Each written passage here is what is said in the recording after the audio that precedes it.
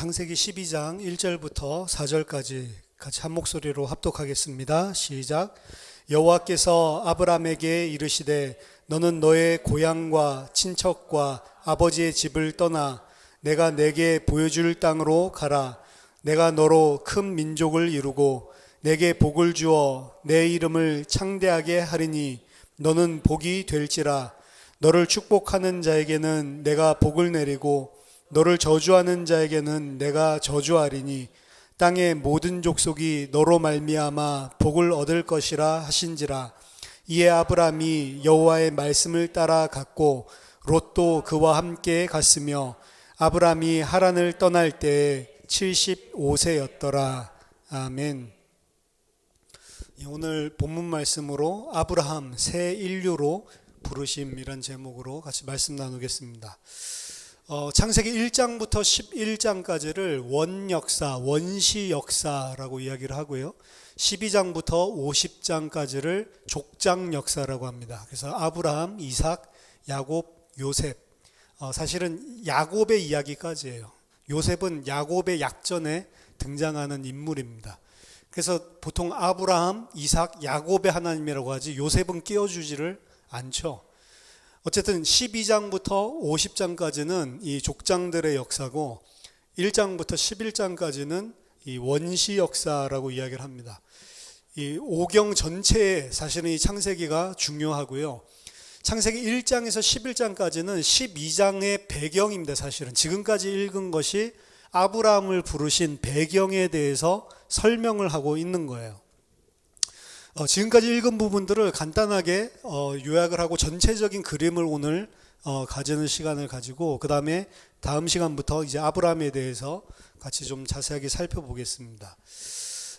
이 창세기 이 전반부 원시 역사에서 가장 먼저 등장하는 가장 중요한 핵심적인 내용의 하나는 인간의 원래 상태에 대해서 설명을 하고 있는 것입니다. 그게 창세기 1장 27절 28절에 핵심적으로 드러나 있는 거죠. 하나님이 자기 형상 곧 하나님의 형상대로 사람을 창조하시되 남자와 여자를 창조하시고 하나님이 그들에게 복을 주시며 하나님이 그들에게 이르시되 생육하고 번성하여 땅에 충만하라. 땅을 정복하라. 바다의 물고기와 하늘의 새와 땅에 움직이는 모든 생물을 다스리라 하시니라. 하나님께서 인간을 원래 처음 창조하셨을 때 그 하나님의 최고 계획 그리고 하나님이 원래 인간을 창조하신 목적에 대해서 설명을 하는데 셀 수 없는 하나님의 형상을 가진 하나님의 백성, 하나님의 아들들을 온 땅에 가득하게 만들고 그리고 그들로 하여금 하나님께서 만드신 모든 것들을 하나님이 대신해서 통치하고 다스리는 왕 같은 존재로 세워주시는 것이었습니다. 따라서 하나님이 사람에게 복을 줬다라고 이야기하고 인간은 하나님이 복을 받은 존재다라고 처음부터 이야기를 하고 있습니다. 하나님과 거의 방불한 왕적인 권세를 가지고 온 땅을 다스리고 통치하는데 그러한 하나님의 형상의 사람이 하나님의 아들들이 온 땅에 가득 채워져 있는 것, 그게 원래 창세기 1장에 하나님께서 그리신 그림이었죠. 그래서 원래 인간은 창세기 1장에 하나님과 방불한 하나님의 아들 그리고 하나님을 대리해서 모든 것을 다 통치하는 그런 왕적인 존재다라고 하는 것을 설명하고 있습니다. 그 다음에 창세기 2장부터 등장하는 것은 이제 타락에 대해서 설명을 하고 있는 건데요. 이게 2장부터 사실은 창세기 3장만 타락이 아니고 창세기 11장까지 전체가 다 타락에 대해서 설명을 하고 있는 겁니다. 창세기 2장에서는 이 타락의 배경에 대해서 원래 하나님께서 그 아들, 하나님의 백성을 만드실 때 단순하게 다 자신을 대신해서 통치하는 왕적인 권세를 가진 자로만 창조하신 것이 아니고 하나님께 순종하는 아들, 순종하는 인간이 돼야 된다라고 하는 것을 밝히고 있는 게 창세기 2장의 내용입니다. 그게 바로 선악과의 내용이죠. 하나님이 하나님의 아들로 대우를 해주고 하나님이 해야 될 모든 것들을 대리해서 통치하는 왕권을 다 줬지만 하나님에 대해서는 자기 자신이 피조물임을 인정해야 되고 순종하는 아들이 돼야 된다라는 것입니다. 창세기 1장, 2장에서 보여주고 있는 그림은 크게 하나님과 인간과 피조계의 관계에 대해서 보여주고 있는 것인데, 창세기 1장은 주로 인간과 피조계의 관계를 설명해 준 거예요. 인간은 피조계에 있어서 하나님과 같은 존재, 왕 같은 존재, 그가 다스리는 존재다라는 것을 이야기하고 있습니다. 인간의 피조물에 대한 역할은 하나님이에요. 하나님 같은 존재. 물론 하나님을 영어로는 큰 대문자 G로 쓰고, 그리고 귀신이나 그냥 일반 신들을 소문자 G로 쓰고 있는데, 뭐 큰 대문자 G는 아니죠. 진짜 하나님은 아닌데 마치 피조계에 대해서 하나님 같은 존재로, 창세기 1장에는 그 하나님 같은 존재, 왕 같은 존재인 인간, 피조계와의 관계를 설명하고 있는 것이고, 창세기 2장은 인간과 이제 하나님과의 관계, 인간과 하나님과의 관계에서는 분명히 피조계에 대해서는 분명히 하나님 같은 존재로 세웠지만 하나님 앞에서는 하나님이 아니죠. 절대로. 자기 자신은 피조계고 피조물에 불과하고, 그리고 하나님께서 주신 복으로, 은혜로 그 하나님과 같은 위치에 서게 된 것이지 자기 스스로 한 것이 아니죠. 그저 하나님께서 축복해 주신 하나님의 복, 하나님의 은혜로만 그렇게 되는 거죠. 그래서 창세기 2장에서 보여준 것은 당연히 그런 하나님께 인간은 순종하고 하나님의 권위를 인정하는 그런 자가 돼야 된다라는 것을 보여주고 있는 것입니다. 따라서 창세기 2장의 포커스는 인간이 하나님께 복속해야 된다, 하나님 아래에 있어야 된다라고 하는 것을 보여주는 거죠. 이게 바로 선과 악을 알게 하는 나무의 포인트입니다. 인간은 하나님 아래에 있다. 하나님은 창조주고 인간은 피조물이다 라는 사실을 알려주는 거죠. 하지만 창세기 3장에 보면 그 인간이 그 하나님과의 관계를 불순종으로 깨뜨리고 하나님의 자리에 서려고 하는 것, 그게 성경이 말하고 있는 가장 본질적이고 핵심적인 죄인 것입니다. 오경에 있어서 아담의 죄가 원죄로 그 후손들에게 자동적으로 전가됐다라고 하는 것을 설명하고 있지는 않아요. 오경을 읽어보면 아담이 죄를 지었기 때문에 인간은 죄인으로 아담의 죄 때문에 전가받아서 죄인으로 태어난다, 이런 식으로 포커스를 맞추고 설명하고 있지 않습니다. 그것보다는 아담의 타락이 그냥 아담의 타락에서 끝나는 것이 아니고 아담 개인만의 죄에서 끝나는 것이 아니고 모든 아담의 후손들, 모든 인간들이 전부 다 아담과 같이 죄를 지을 뿐만 아니라 아담이 지었던 죄가 시간이 가면 갈수록 점점 더 악해지고 점점 더 편만해져서 홍수 심판을 하지 않으면 안 되는 상태로까지 끌고 간다라는 것을 보여주고 있습니다. 그래서 아담의 죄의 결과는 아담만의 죄책이 아니고 모든 인간이 아담과 똑같은, 아니 더 심한 죄를 짓고 그 죄가 온 땅에 편만해지는 것들을 보여주고 있어요. 그래서 원래 하나님, 그리고 그 아래 인간, 그리고 그 아래 피조물, 이게 하나님의 질서라고 한다면, 이제 창세기 6장에서는 하나님이 세워놓으신 모든 질서들이 인간의 죄로 말미암아서 전부 다 어지럽혀지는, 오더에서 디스오더로, 질서에서 무질서로 전부 다 흩어지는 것들을 보여주고 있습니다. 그 질서에서 무질서로 흩어지는 것을 가장 극명하게 보여주는 게 이 고대 근동적인 배경에서 하나님의 아들이 인간, 사람의 딸들과 결혼하는 것, 천사들이 사람의 딸들과 결혼하는 것.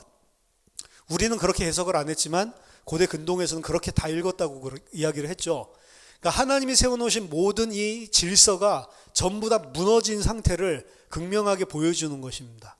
그래서 피조계 전체가 무질서 가운데 하나님의 창조를 대적하는, 하나님의 뜻을 대적하는 가운데 완전히 빠져있는 상태를 설명해주고 있는 것입니다.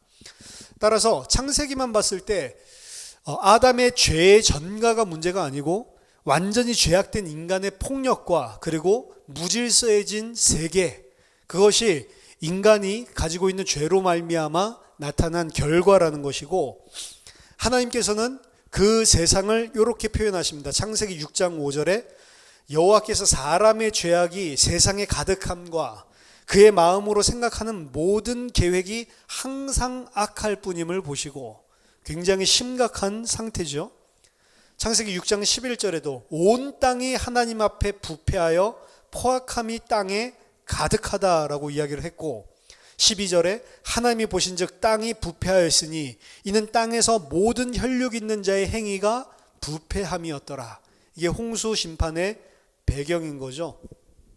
세상에 찾아온 이 무질서는 인간의 삶이 무질서해진 결과인 겁니다. 하나님과 인간과의 관계, 그 질서가 창세기 2장에서 설정된 그 질서가 무너지니까 인간과 피조개 사이의 요 질서까지도 전부 다 무너지고 무질서로 빠지는 것이죠.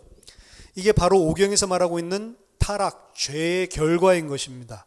그래서 홍수 심판이 도래했고, 하나님께서는 모든 것을 다 새롭게 시작하기 위해서 모든 것을 씻어내시고 방주 안에 들어간 노아와 그리고 노아의 자부들, 아들, 그렇게 8명을 가지고 하나님께서 노아를 새 인류로 세워서 새롭게 새 세상을 시작하신 것입니다. 그렇지만 문제는 방주 안에 들어가 있는 자들 8명, 노아를 포함해서요. 노아는 의인이요 당대의 완전한 자라고 이야기를 했지만, 노아를 포함해서 방주 안에 들어갔던 모든 사람들은 사실은 그전 사람들과 다를 바 없는 똑같은 부패한 사람들이었습니다. 완벽한 자들이 들어간 게 아니죠. 노아가 완전하다는 건 진짜 완전해서 완전하다고 이야기하는 게 아니고 하나님의 은혜로 사실은 그렇게 된 것이고, 노아마저도 불완전한 자임을 9장에서 보여주고 있는 거죠. 그래서 노아와 그리고 그와 함께 방주 안에 들어간 사람들은 그 전에 있는 사람들과 별반 다를 바 없는 죄악이 가득한, 항상 어려서부터 계획하는 것들이 악한 그런 존재들이었죠. 그래서 창세기 8장 21절에 사람의 마음이 계획하는 바가 어려서부터 악함이라 라고 이야기를 하죠. 그래서 다시는 홍수로 심판하지 않겠다. 왜냐? 홍수로 심판한다 하더라도 사람의 이 마음의 문제, 창세기 6장 5절에서 이미 이야기를 했었죠. 그들이 어려서부터 생각하는 모든 계획들이 항상 악하다라고 했는데 이 상태가 전혀 바뀌지가 않은 것입니다. 따라서 이 마음의 문제를 홍수로도 해결할 수 없기 때문에 하나님께서 이제 구속사에 이 창세기 1장에서 11장까지의 요 상태, 그 어떠한 것들을 해도 절대로 해결되지 않는 마음의 상태라는 것들을 보여주고 이제 12장부터 아브라함을 부르시는 그런 족장 역사가 시작이 되는 겁니다. 결국에 창세기 1장에서 11장까지 보여주고 있는 모든 문제의 핵심은 인간의 마음이라고 하는 겁니다. 이게 구속 역사의 중요한 하나님의 계획에 대한 방향이에요. 인간의 마음 문제를 해결하시겠다라고 하는 거죠. 따라서 오경은 율법을 잘 지켜라 라고 하는 것이 아니고, 사실은 큰 배경들 가운데 율법도 그 마음 문제를 해결하시기 위해서 하나님께서 도구로 주신 것일 뿐이고, 원래부터 율법을 주시기 이전, 모세 이전부터 사람의 진짜 문제는 마음의 문제다라고 하는 것을 드러내고 있는 것입니다. 창세기 12장부터 나타나는 아브라함과 족장들의 역사는 이 1장에서 11장까지 깔아놓은 이 문제를 해결하기 위한 오경의 해답이라고 볼 수가 있어요. 어떻게 하나님께서 이 문제를 해결하실 거냐, 어떻게 해결하냐, 하나님의 해결책이 뭐냐, 그거는 아브라함을 정점으로 하는 새 인류입니다. 그래서 아브라함과 그리고 아브라함 안에 있는 그의 씨, 오경에 있어서 아담의 죄에 대한 해답은 다름 아닌 마음의 문제가 해결되어서 마음 중심으로 하나님께 온전히 순종할 수 있는 새로운 마음으로 점철되어 있는 새로운 인류를 하나님이 만들어내시겠다는 거예요. 그 사람의 마음을 아무리 때려도 안 되는 거죠. 근데 이 사람의 마음을 어떻게 하나님께서 끝까지 책임져서 바꿔내고야 말겠다라고 하는 게 사실은 아브라함 이야기인 겁니다. 그래서 죄를 지으면 반드시 심판을 하고 그리고 형벌을 내리고 저주를 내려야 되는데, 하나님께서 이 형벌을 내리고 심판을 하고 저주를 하는 게 아니고 끝까지 견인하셔서 아브라함이 순종하는 하나님의 새 인류로 세워지도록 하나님이 끌고 가시는 그 그림이 창세기 12장부터 22장까지 아브라함의 개인 인생사다라고 볼 수가 있습니다. 따라서 이러한 배경에서 창세기 11장은 구속 역사에 있어서 중요한 전환점이 되는 것입니다. 창세기 1장에서 11절은 문제에 대한 배경을 설명하고 있는 것이고, 창세기 12장은 이에 대해서 하나님께서 과연 이 문제를 어떻게 해결할 것이냐, 그 해결책에 대한 설명입니다. 그래서 아브라함을 완전히 뒤바꾸는 걸로, 그래서 온전하게 순종하는 하나님의 아들 한 사람으로 다시 시작하겠다는 겁니다. 노아도 아니었죠. 노아도 이 마음의 문제가 해결된 자는 아니었다는 겁니다. 구속사 전체의 그림을 봤을 때 하나님께서 많은 사람이 아니고 한 사람, 제대로 된 사람과 그의 씨를 통해서 하나님께서 이 죄의 문제, 마음의 문제를 해결하시기로 작정하신 것입니다. 따라서 아브라함을 선택하시고 궁극적으로 그 안에 있는 그 씨에 대한 선택, 따라서 아브라함은 지금 구속사 전체 안에서 어떻게 설명되고 있는 거냐면 새로운 아담, 새로운 인류로 지금 그리고 있는 거예요. 원래 아담이 차지하고 있던 위치를 창세기 9장에 노아가 차지했는데, 아담이나 노아는 마음의 문제가 해결되지 않은 상태였습니다. 이 아브라함을 다시 아담의 자리에, 새 인류의 자리에 얹어 놓으면서 하나님께서 이 아브라함의 이 마음의 문제를 해결을 하는 거예요. 그래서 온전히 하나님께 순종하는 자로 만들어주는 겁니다. 그래서 창세기 1장 27절 28절에서 이야기했었던 그 아담에게 줬었던 그게 아브라함에게도 동일하게 적용되고 있고, 아브라함뿐만 아니라 아브라함 안에 있는 씨에게도 그대로 재적용을 하고 있는 것입니다. 오늘 우리가 읽은 이 아브라함을 부르시는 이 모습을 보면 2절 3절에 내가 너로 큰 민족을 이루고 내게 복을 주어 내 이름을 창대하게 하리니 너는 복이 될지라. 너를 축복하는 자에게는 내가 복을 내리고 너를 저주하는 자에게는 내가 저주하리니 땅의 모든 족속이 너로 말미암아 복을 얻을 것이다. 복을 주는 장면이 창세기 1장 27절처럼 등장을 하고, 그리고 네 씨로 큰 민족을 이루게 하겠다라고 하는 씨에 대한 약속. 창세기 17장 2절 언약이 등장하는 할례장인데, 창세기 17장 2절에서도 내가 내 언약을 나와 너 사이에 세워 너로 심히 번성하게 하겠다. 이게 생육하고 번성하여 온 땅에 충만하라 라고 하는 아담에게 줬던 그 복을 그대로 주죠. 17장 6절에서 8절 보면 내가 너로 심히 번성하게 하리니 내가 내게서 민족들이 나게 하며 왕들이 내게로부터 나오리라. 내가 내 언약을 나와 너 및 내 대대 후손 사이에 세워 영원한 언약을 삼고 너와 내 후손이 내 후손의 하나님이 되리라. 내가 너와 내 후손에게 내가 거류하는 이 땅 곧 가나안 온 땅을 주어 영원한 기업이 되게 하고 나는 그들의 하나님이 되리라. 계속 아브라함에게 창세기 1장 27절 28절 아담에게 줬었던 복을 재차 확인해 주는 겁니다. 그리고 22장 그 이제 아들 이삭을 바쳤을 때 17절 18절에 다시 한번 설명하죠. 내가 내게 큰 복을 주고 내 씨가 크게 번성하여 하늘의 별과 같고 바닷가의 모래와 같게 하리니 내 씨가 그 대적의 성문을 차지하리라. 또 내 씨로 말미암아 천하 만민이 복을 받으리니 이는 내가 나의 말을 준행하였음이니라 하셨다 하니라. 그래서 새 인류 새 아담의 자리에 지금 아브라함을 하나님께서 부르시는 겁니다. 근데 그 아브라함에게 아담처럼 그냥 무조건 복을 주시는 게 아니고 아브라함이 그 복을 받을 수 있는 온전한 순종하는 하나님의 아들로 하나님이 직접 만들으셔서, 그래서 창세기 22장에 이 하나님께서 주신 복을 비준하는 거예요. 그전에는 축복을 했지만 실제 아브라함께 되지 못했단 말이에요. 근데 창세기 22장에 오늘 말했죠. 네가 나의 말을 준행했기 때문에 이제 네 후손들이 큰 민족을 이루고 하늘의 별과 같이 바다의 모래과 같이 하고 복을 줘서 대적의 문을 얻게 하겠다. 이런 이야기들을 직접적으로 주시는 거죠. 그래서 창세기 22장에 전격적으로 언약이 아브라함과 하나님 사이의 언약이 비준되는 그런 장면입니다. 그리고 이 아브라함으로 말미암아 아브라함이 순종하는 자가 돼서 이 복을 받은 것은 아브라함으로 끝이는 게 아니고 아브라함에게 줬었던 이 복이 아브라함의 씨에게 그대로 전달되죠. 고대 근동지방에서는 남자에게 그 후손 씨가 남자의 속에 이미 존재하고 있다라고 했기 때문에 아브라함만 택한 것이 아니고 그 아브라함 속에 함께 속해 있는 아브라함의 씨까지도 사실은 이 언약 가운데 들어가게 된 겁니다. 이걸 보고 아브라함 언약이라고 그래요. 모세 언약이 있고 아브라함 언약이 있습니다.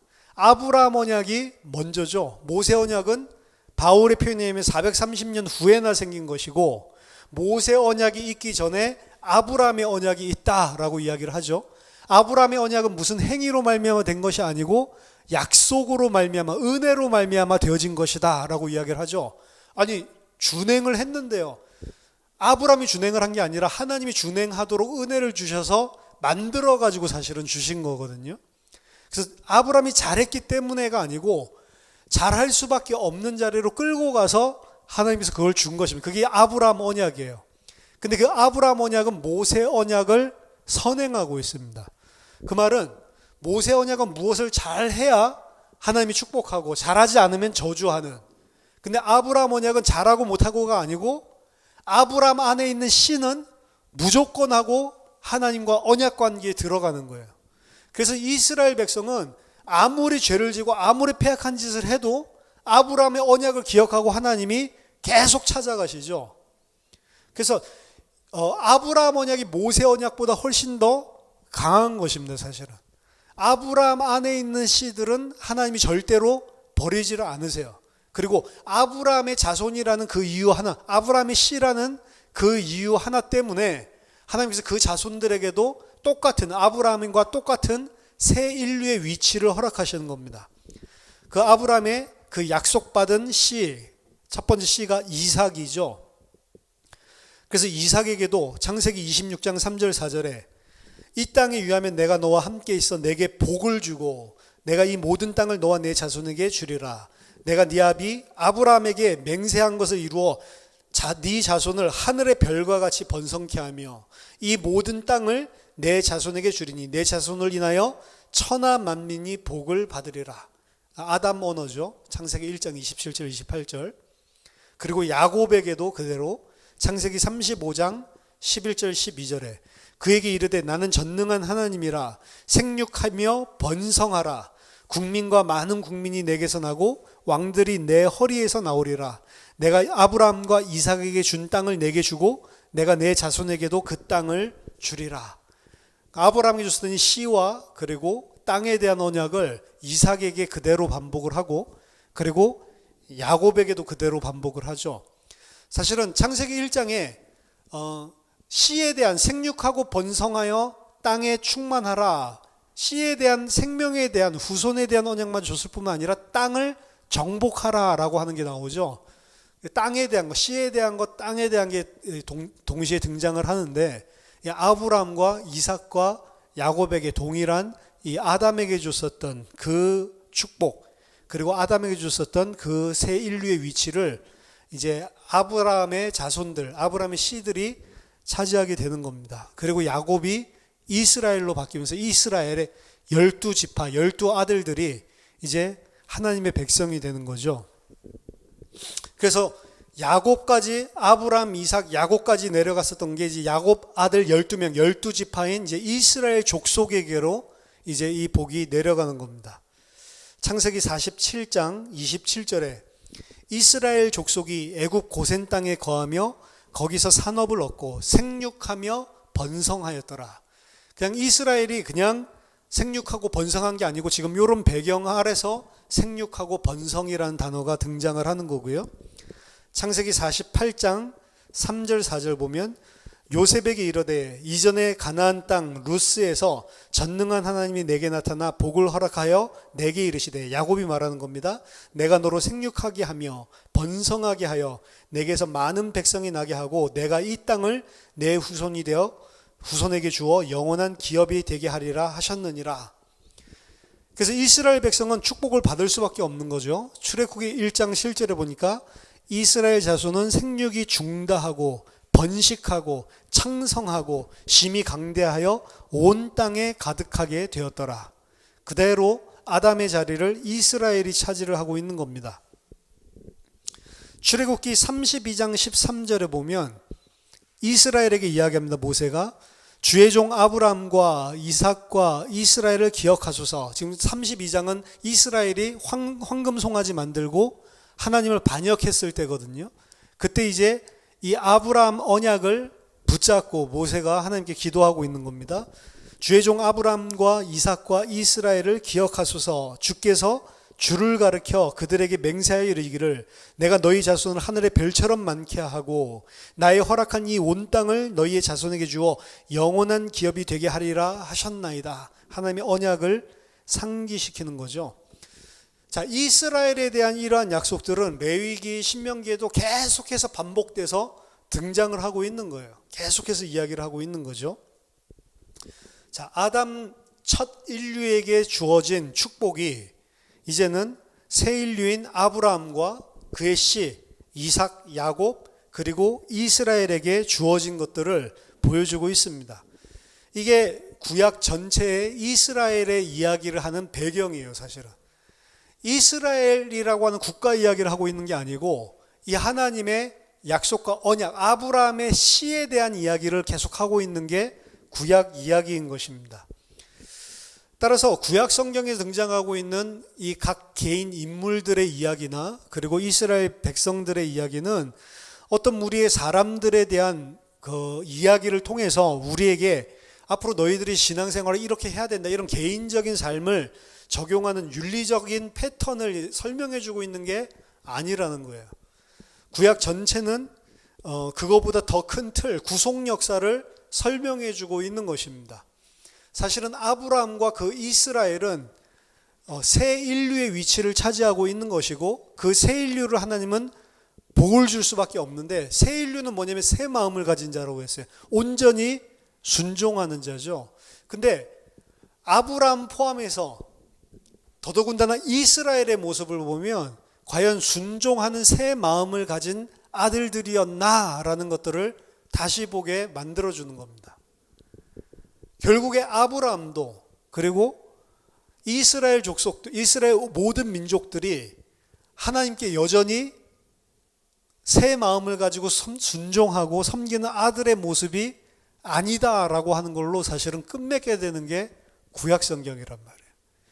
그래서 아브라함과 이스라엘은 장차 순종하는 하나님의 참 아들, 순종하는 참 이스라엘을 기다리게 만드는 모형 그림자의 역할밖에 못한 것입니다.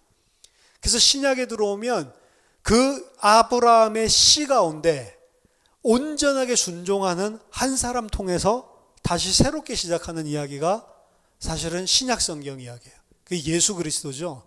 온전하게 하나님께 순종하는 한 사람. 아브라함은 아브라함 자신이 믿음의 조상이기도 하지만 예수 그리스도를 예표하고 있는 그림자이기도 합니다. 이게 노아랑 비슷해요. 노아의 개인을 성도로, 하나님께서 은혜 주시는 성도로 볼 수도 있고 노아를 그리스도의 모형으로 두 가지로 볼 수가 있었죠. 아브라함도 어떻게 하나님의 성도를 이렇게 바꿔서 하나님의 백성으로 만들어가냐라는 관점으로 볼 수도 있지만 그리스도를 예표하는 모형적인 그림자로 이 아브라함을 볼 수도 있단 말이에요.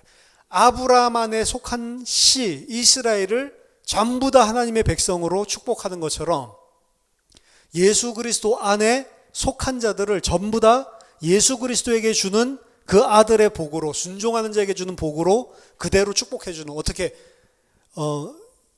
이들이 잘해서가 아니고 그냥 무조건적으로 아브라함 때문에, 예수 때문에. 그래서 이스라엘 족속은 단 한 번도 하나님께 순종한 적이 없는데 하나님이 절대로 안 버리는 것. 결국에는 하나님께서 버리시지만 참 이스라엘이 누구기 때문에, 예수기 때문에 결국에는 버리시지만 구약의 이 이야기를 통해서 참 이스라엘과 그 참 이스라엘 안에 속한 자 예수 그리스도와 교회와 그 관계를 설명해 주는 그림자로 구약 성경 전체가 아브라함과 그 후손 이스라엘을 보여주고 있는 겁니다. 따라서 이스라엘 자체는 구약 성경에서 본다면 아브라함, 이삭, 야곱, 이스라엘이 아담의 위치를 차지하고 있는 거예요. 이스라엘이 새 인류의 위치를 차지하고 있는데 아담이 실패한 것처럼 이스라엘도 민족적인 이스라엘은 실패했다라고 하는 것을 사실은 보여주고 있는 겁니다. 그럼에도 불구하고 아브라함의 언약이 유효하기 때문에 하나님께서는 그 민족적인 이스라엘 후손 가운데, 씨 가운데 예수 메시아를 보내서 그를 참 이스라엘로 삼고 그를 통해서 다시 새롭게 하나님께서 새 인류를 시작하시는 거죠.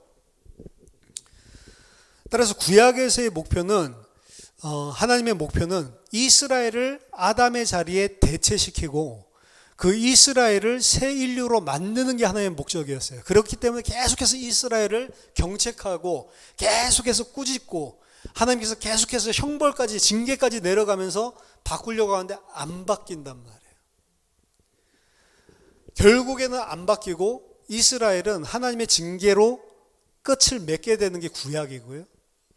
하나님께서 그 이스라엘 가운데 자기 아들을 직접 보내셔서 참 순종하는 참 이스라엘로 세우시고 그 한 명의 이스라엘, 참 이스라엘 통해서 이제 새 인류를 만들어 나가시는 게 이제 교회의 역사다라고 볼 수가 있는 것입니다.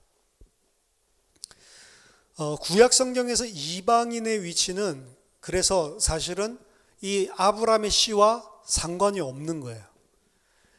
구약에서는 일단은 이 아브라함의 후손들만 이 하나님의 언약 가운데 있는 거지, 이스라엘이라고는 민족적인 이스라엘이 요 하나님의 언약 가운데 있는 것이지, 이방인들은 사실은 여기서 제외된 겁니다. 물론 율법에 의하면 이방인들 중에도 함께 이스라엘의 하나님 섬기고 싶은 자, 이들은 온전히 돌아올 수가 있죠. 노예로 돌아올 수 있지만 그런 예는 거의 흔치가 않고, 구약 성경에서는 사실은 이방인은 제외되어 있는 것처럼 보인단 말이에요.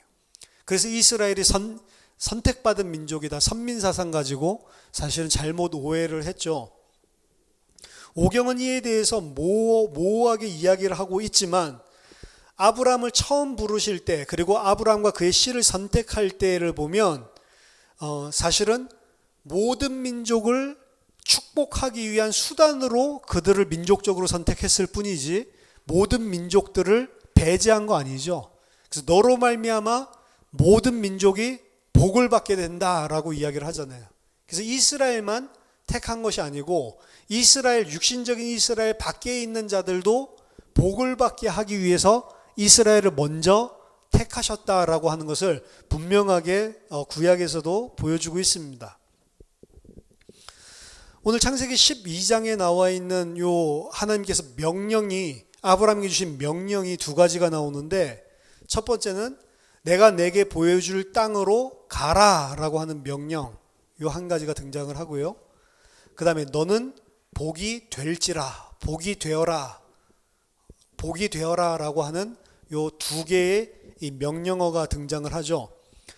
이 명령법 뒤에 곧바로 따라 나오는 것들이 이 와우, 바브,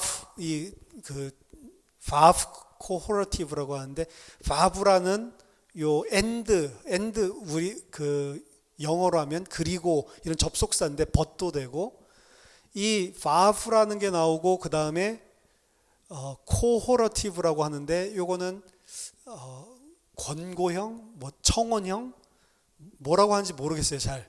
어쨌든 바브 코호러티브가 따라 나오는데 이게 말하면 종속절로 명령한 거에 대한 목적절로 등장을 하는 겁니다. 이렇게 되면은 해석이.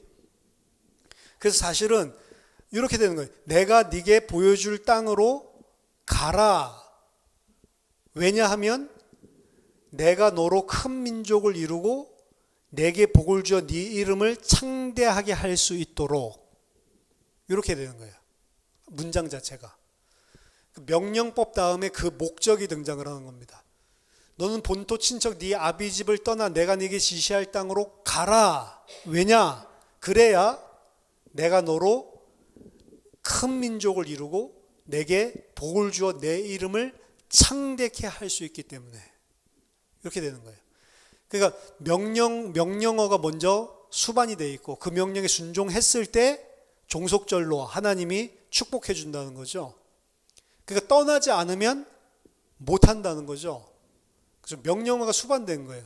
그러니까 아브라함의 순종이 포함이 돼 있어야 된다는 겁니다. 물론 이 아브라함의 순종은 자기가 자의적으로 순종한 적이 한 번도 없어요. 창세기 22장까지 계속 하나님이 참고 참아서 끌고 가서 그 자리에 있게 하신 것이지 아브라함이 온전하게 순종한 적은 없습니다. 그럼에도 불구하고 창세기 22장에 순종하고 준행했을 때 이제 너로 이제 언약을 세울 수 있다라고 이야기하죠. 이게 왜 그러냐면 그리스도의 모형이라서 그런 거예요. 아브라함이 잘했기 때문에 내가 이제 축복할 수 있다 이 소리가 아니고 예수 그리스도에 대한 이야기입니다. 어떻게 이 그림자로 보여주고 있는 거예요. 아브라함은 그 온전한 순종을 할 수가 없는 자였다니까요. 그러니까 예수 그리스도의 순종 때문에 내가 이제 예수 그리스도로 큰 민족을 이루고 그들을 축복할 수 있게 되는 거예요. 예수 그리스도가 순종하지 않았다면 큰 민족을 그 안에서 이룰 수도 없고 그들에게 복을 줄 수가 없다는 겁니다. 예수 그리스도 안에서만 가능하다는 거죠. 그리고 너는 복이 될지라. 왜 복이 되어야 되냐? 그것도 뒤에 종속절이 따라 나옵니다. 너를 축복하는 자에게는 내가 복을 내리고 너를 저주하는 자에게는 내가 저주하도록. 그리고 또 뒤에 따라 나오죠. 땅의 모든 족속이 너로 말미암아 복을 얻을 수 있도록. 너는 복이 되어라. 중간에 그 삽입절은 중요한 게 아니고 뒤에 따라 나오는 것. 너는 복이 되어라. 명령어입니다. 왜? 그래야 모든 족속이 너로 말미암아 복을 얻을 수 있기 때문에. 그럼 땅을 떠나가라 라고 하는 것은 아브라함의 입장에서 봤을 때는 이해가 되는 거죠. 땅을 떠나서 내 본토 친척 아비집을 떠나 가라 라고 하는 것은 아브라함의 입장에서는 이해가 되는 거죠, 사실은. 하지만 복이 되어라 라고 하는 건 어떻게 해야 아브라함이 복이 될 수가 있어요? 이거는 아브라함의 입장에서는 사실은 뭐 복이 되라고 명령은 하는데 어떻게 하라는 건지 사실은 명확한 답이 12장 안에서는 찾을 수가 없는 거죠. 이건 구약 성경 전체를 통해서 특히 예수 그리스도의 클라이맥스에 가서야 복이 되어라 라고 하는 명령이 구체적으로 무엇인지 알 수 있게 되는 거지, 구약 안에서는 계속 발전되고 있는 그 개념에 불과한 거죠. 구약과 신약 전체를 통해서 발전되는 겁니다. 일단 복이 되어야 되는 이유는 모든 민족이 그 복을 받게 하기 위해서. 이건 이방 민족들을 다 포함하고 있는 거죠. 구약 시대 때는 그게 없었다고요. 근데 네가 복이 되었을 때 모든 민족이 복을 받게 되는 이 일이 그리스도 안에서 나중에 일어나게 된다고요.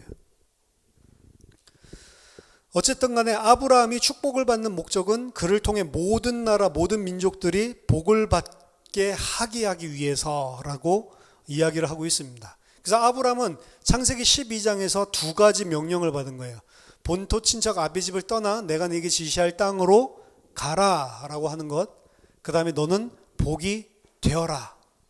첫 번째 가라 라고 하는 것은 왜? 그래야 내가 너를 축복하고 네 이름을 창대케 할 수 있기 때문에. 내가 너로 큰 민족을 그래야 이룰 수 있기 때문에. 두 번째는 복이 되어라 라고 하는 것은 그래야 내가 모든 민족을 축복할 수 있기 때문에. 그래서 이 아브라함 안에서만 축복을 할 수가 있는 거죠. 아브라함이 떠나가야 아브라함이 큰 민족이 되는 거고 이스라엘을 이룰 수 있는 거고, 그리고 아브라함이 복이 되어야만 모든 민족이 복을 받을 수 있게 되는 거죠. 그리고 이 위치가 나중에는 아브라함의 위치가 이스라엘이 된다고요. 이스라엘이 하나님께 순종해야 하나님 앞에 큰 민족이 되는 거고, 그리고 그 이스라엘 통해서 하나님께서 이방인들에게 빛이 되게 하셔서 이방인들을 하나님이 돌아오시게 하겠다라고 하는 건데, 아브라함도 그렇지만 이스라엘도 궁극적으로는 이 부분에 실패를 하는 것들을 보여주는 게 구약 역사입니다. 자, 새 인류의 특징에 대해서 다시 한번 설명하면 마음의 문제가 해결되어서 하나님께 전적으로 순종하는 자입니다. 하나님께 전적으로 순종한다라고 하는 것은 그 다른 어떤 것도 의지하지 않고 자신의 존재 그 이유가 오직 하나님으로부터 시작됐다는 사실을 인정하고 자기에게 필요한 생명과 모든 것들은 하나님으로부터 복으로, 하나님으로부터 은혜로 온다라는 사실을 인정하고 하나님만 전적으로 의존하는 자, 이 사람이 하나님께 전적으로 순종하는 자입니다. 하나님으로부터 모든 것이 다 와야지만 나는 존재할 수 있는 피조물이다, 이 사실을 인정할 수 있어야만 하나님께 전적으로 순종할 수 있는 거예요. 하나님으로부터 시작되지 않고 나 혼자도 스스로 할 수 있다라고 하는 부분은 절대로 하나님을 의존하거나 순종하지 않습니다. 다른 것에 의지해서 뭔가를 할 수 있다라고 생각한 사람은 절대로 그 영역에 있어서 하나님 의지를 안 해요. 히스기야가 아수르가 쳐내려올 때에도 처음에는 애굽이 원병을 보내주면 살 수 있겠지. 그때는 하나님 안 바라보면 애굽에 계속 매달리지. 내가 금을 갖다가 다 떼주고 돈 막 주면 한번 용서해 주겠지. 내가 재물을 의지할 때는 하나님께 절대로 의존하지 않죠. 왜? 이걸로도 해결할 수 있으니까. 근데 애굽 원병으로도 안 되고, 그리고 성전에 있는 모든 금, 은 다 뜯어가지고 갖다 줘도 해결이 안 되니까 그때서야 하나님한테 의존하기 시작을 하죠. 내가 내 힘으로 혹은 내가 취할 수 있는 이 어떤 것으로 하나님 없어도 살 수 있다라고 생각할 때는 사람은 하나님의 의존을 안 하게 되는 거예요, 사실은. 그래서 하나님께 전적으로 순종하는 자가 되게 하기 위해서 하나님께서 처음으로 아브라함에게 주신 명령이 내 본토 친척 아비 집을 떠나 내가 내게 지시할 땅으로 가라, 내가 내게 보여줄 땅으로 가라라고 하는 이 명령입니다. 너의 고향과 친척과 아버지의 집을 떠나라. 고향은 좀 더 큰 개념이고 고향 안에서도 친척은 좀 작은 개념, 친척 안에서도 아버지 집은 진짜 작은 개념이죠. 점점 이 개인적인 거로 좁혀오는데, 고향이라고 표현한 너의 고향이라고 하는 것은 고향이 아니고 원래 원어에 보면 에레츠예요. 에레츠는 땅이잖아요, 땅. 너의 땅을 떠나라는 거예요. 너의 땅을 떠나서 내가 너에게 보여줄 땅으로 가라라고 하는 겁니다. 네가 의지하고 있는 그 땅을 떠나서 내가 너에게 보여줄 땅으로 가라. 너의 고향 혹은 아레츠는 나라로도 해석되는 데가 있는데, 너의 나라 혹은 너의 땅을 떠나라. 지금 인간들은, 하나님 모르는 인간들은 땅의 힘을 가지고 하나님 필요 없다라고 하는 자들이거든요. 하나님은 땅을 아무런 효력을 발하지 못하도록 저주하셨는데 여전히 그 땅의 것을 붙잡고 땅의 것을 힘삼아서 하나님 필요 없다라고 하는 게 불신자란 말이에요. 그 너의 땅을 떠나라. 그건 너의 땅인데 그걸 떠나서 내가 너에게 보여줄 땅으로 가라. 그럼 내가 너에게 보여줄 땅은 뭐예요? 여기 아브라함 이야기에서는 가나안 땅이죠. 그리고 그 가나안 땅은 새로운 땅, 하나님의 나라죠. 너의 나라를 떠나서 나의 나라로 오라. 이 땅의 육신적인 보이는 땅을 버리고 새하늘과 새 땅, 그 땅을 봐라. 그 땅으로 가라라고 이야기를 하는 거죠. 영적으로 말한다면. 그래야 내가 너로 큰 민족을 이루고 내게 복을 주어 내 이름을 창대케 할 수 있다라고 하는 거죠. 그러니까 하나님께서 아브라함을 통해서 이스라엘을 이루기 위한 첫 번째 조건은 육신적인 이 땅을 떠나서 하나님 땅으로 들어갈 수 있는 자가 돼야 된다고 하는 거예요. 그때에만 이 땅의 것들을 다 놓고 하나님의 땅을 갖다가 바라볼 때에만 그 사람이 하나님께 순종할 수가 있는 겁니다. 창세기 22장에 사실은 이 믿음을 아브라함이 가진 거예요. 땅에 보이는, 눈에 보이는 이 땅의 아들, 그거 붙잡고 있어가지고는 절대로 순종할 수 없는 그런 명령을 하신 거거든요. 아브라함은 이 땅에 사는 동안에 이 땅에 자기 갈대아 우르를 본향으로 생각하지 않고 새하늘 새 땅, 하나님이 주실 땅, 그 땅을 본향으로 생각했다라고 히브리 기자는 이야기를 하고 있습니다. 히브리서 11장 13절부터 보면 이 사람들은 다 믿음을 따라 죽었으며 약속을 받지 못하였으되 그것들을 멀리서 보고 환영하며 또 땅에서는 외국인과 나그네임을 증언하였으니, 그죠? 이 땅을 떠난 자들이란 말이에요. 그래서 그들을 보고 외국인과 나그네임을, 땅에서는 외국인과 나그네임을 그들이 증언했다라고 이야기하죠. 그들이 이같이 말하는 것은 자기들이 본향 찾는 자임을 나타냄이니라. 그들이 나온 바 본향을 생각하였더라면, 나온 바 본향은 갈대아 우르죠. 그들이 돌아갈 기회가 있었으려니와 그들이 이제는 더 나은 본향을 사모하니 곧 하늘에 있는 것이라. 그러니까 이 땅을 떠나서 하늘에 있는 땅, 옛 땅을 떠나서 새 땅을 갖다가 바라보는 자, 그 자가 지금 아브라함, 사라 이야기하면서 이야기하는 거거든요. 아브라함이 바로 이 믿음을 가졌다라고 하는 거죠. 너는 본토 친척 아비집을 떠나, 너는 네 땅 친척 아비집을 떠나 내가 네게 보여준 땅으로 가라. 우리가 이 땅에서 하나님을 온전히 의존하려면 아브라함처럼 내 땅을 떠나야 되는 거예요. 그래서 내 땅을 계속 안 떠나기 때문에 하나님께서 떠나도록 끝까지 견인해 나가시는 게 아브라함의 인생입니다. 언제 돼서야 내 땅을 떠날 수 있었냐? 창세기 22장이라니까. 그게 내 땅을 떠난 사람이에요. 여전히 우리는 내 땅을 떠나지 못하고 묶여 있는데, 너로 큰 민족을 이루기 위해서 내 땅을 떠나야 된다고 합니다. 자, 그럼 이게 아브라함의 이야기면서 예수 그리스도의 모형이라고 이야기했죠. 그럼 예수 그리스도는 자기 땅을 버리고 하나님이 지시하는 땅으로 왔는데 우리랑 거꾸로죠. 원래 예수 그리스도의 땅은 어디예요? 저 위에 하늘나라. 그렇죠? 그걸 버리고 내가 네게 지시하는 땅으로 가라 라고 하는 것은 이 땅이죠. 왜? 그래야 내가 너로 큰 민족을 이룰 수 있기 때문에. 아브라함에게 이야기하는 것 같지만 사실은 예수 그리스도의 그림자로 이야기를 하고 있다.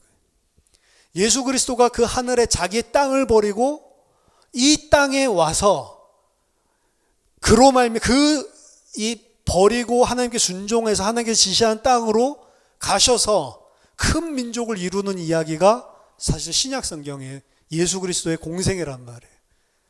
그것 때문에 하나님께서는 그 예수 그리스도 안에서 큰 민족을 이루, 새 이스라엘, 영적인 이스라엘.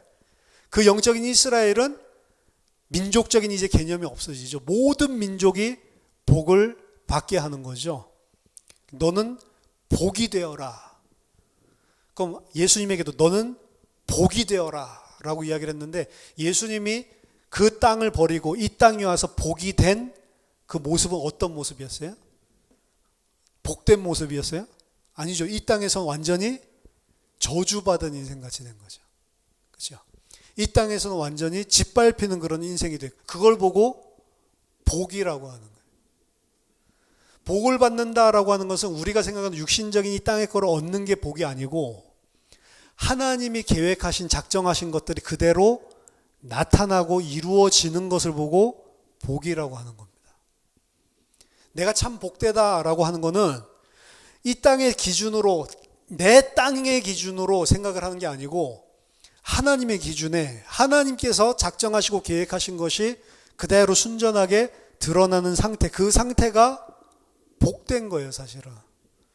그럼 하나님께서 계획하시고 작정하신 자들, 하나님께서 택하신 백성들을 하나님의 백성으로 새 인류로 만들기 위한 일을 예수 그리스도가 이 땅에서 십자가에서 그 일을 하셨는데, 그 십자가에서 처형당하시고 저주받는 모습이 복된 것입니다, 사실은. 그 십자가를 통해서 하나님이 작정하신 일들이 그대로 드러나고 일을 하시는 거기 때문에. 그러면 오늘날 우리가 생각하는 땅은, 내가 힘을 얻고 내가 의존하고 있는 땅은 무엇이고, 그리고 내가 생각하는 복의 개념은 뭐냔 말이에요. 아브라함 이야기를 보면서 복이 되어라 라고 하니까 너는 복의 근원이다. 옛날에 성경에 보면 복의 근원이다 하니까 내가 이제 축복의 근원이 돼가지고, 그렇죠?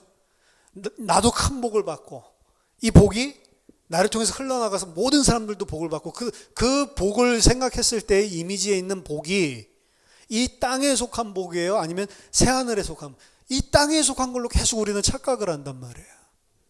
그러니까 번영주의 신학이 들어올 수밖에 없는 거죠.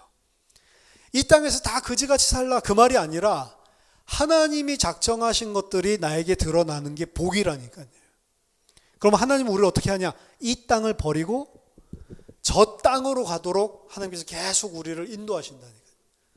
이 땅을 떠나서 새하늘 새 땅을 의지하는 자로 계속 만들어 나가는 과정들이라 그 만들어 나가도록 하나님 인도하시는 것들 자체가 복인 것이지, 내가 이 땅에서 뭐 부유하고 내가 이 땅에서 원하는 것들을 쟁취했다고 해서 그것 자체가 성경에서 말하는 복이 아니란 말이에요.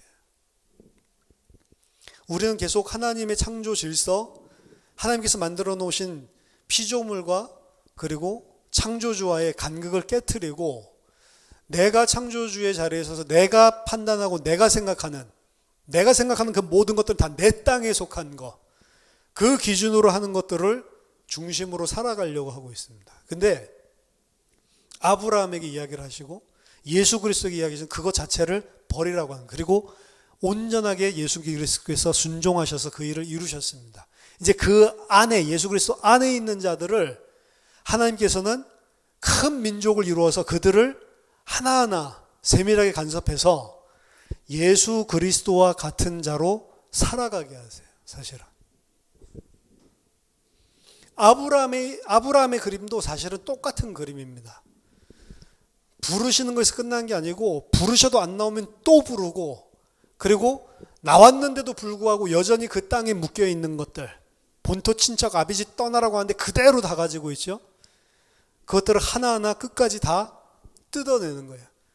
그래서 어떻게 보면 아무것도 할 힘이 없는 그런 아브라함, 이제 99세가 돼서 더 이상 아들을 생산할 수도 없고 더 이상 자기는 소망이 없고 아무것도 안 돼, 죽은 자와 방불한 자 같이 될 때까지 하나님께서 끌고 가서, 이것이 만약에 된다면 하나님으로부터 말미암은 것이고 나의 것, 이 땅의 것으로 된 게 아니다라고 하는 사실을 인정할 수밖에 없는 상태로까지 끌고 가셔서 이삭을 주셔서 창세기 22장의 아브라함으로 만드시는 거예요.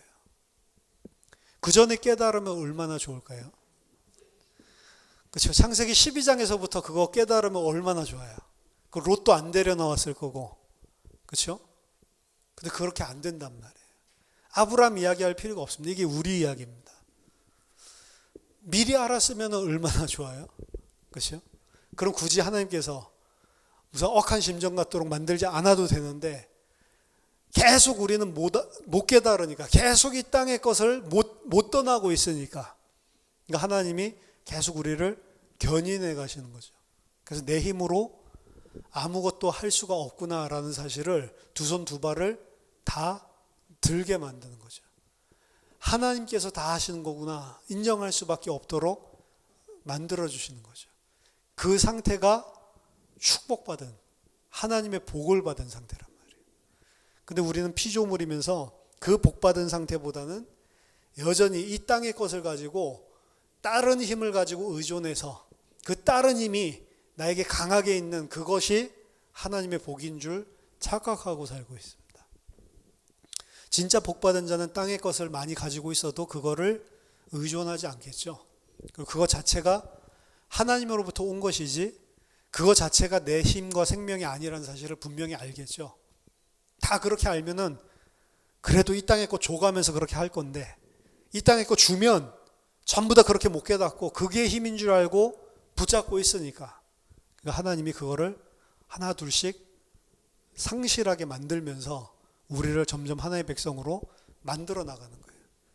그래서 이 땅의 하나님 나라의 백성들의 삶은 어떻게 보면 불신자들보다도 비참할 때가 많이 드러나는 겁니다. 그게 믿음을 가진 사람들의 전체 기독교 역사예요. 믿음 가진 자들이 힘을 가지고 권력을 가진 적이 없습니다.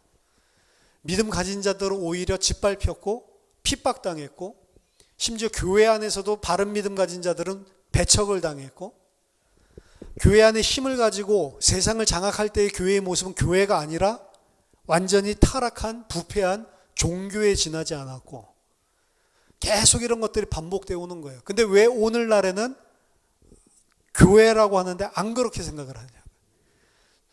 처음에 1세기부터 지금까지 한 번도 변함없이 똑같은 패턴이라니까요. 교회는 힘이 있고 능력이 있으면 사실은 중세교회랑 똑같이 돼버립니다. 교회는 힘이 없어야 된다라는 게 아니고 믿음의 내용이 잘못돼서 그런 거예요. 사실. 성경에 이야기하는 것들을 계속 이 땅을 떠나지 못한 상태로 내 걸로 붙잡고 있기 때문에 잘못 거꾸로 이해를 하고 있기 때문에 그런 겁니다. 그래서 하나님이 어쩔 수가 없는 거예요. 이 땅에서는 박탈시키는 거예요. 이 땅에서 계속 이 땅을 떠나게 만드는 겁니다. 진짜로 떠난 자는 그걸 주장하지 않을 것입니다. 그렇죠? 진짜로 지식이 있지만 이 지식이 하나님이 주는 생명, 하나님이 주시는 이것과 비교도 안 돼. 이건 아무것도 아니다. 배설물이다 라고 이야기한 사람이 하나님의 백성인 거예요. 그 지식을 계속 자랑하고 그 지식이 있어야 된다고 이야기하면 그 사람은 아직 이 땅을 떠나지 못하는 거예요. 자기 땅에 계속 머물고 있는 거란 말이에요. 진짜로 돈이 많은 사람이 이 돈이 아무것도 아닌 배설물이다라고 하고 있어야 그 사람이 자기 땅을 떠난 사람이란 말이에요. 하나님의 땅에 들어갈 사람이란 말이에요. 근데 계속 돈, 경제 이게 내 힘이다라고 생각하고 있는 사람은 아직 자기 땅을 못 떠나고 있는 거란 말이에요. 돈이 많고 적고 지식이 많고 적고 그 이야기를 하고 있는 게 아니란 말이에요. 계속해서 제가 이렇게 이야기하니까 오해하더라고요. 왜 계속 가난해져야 된다고 그러고 막 핍박 받는다고 그러고 그 소리가 아니라 공부 열심히 하라니까요.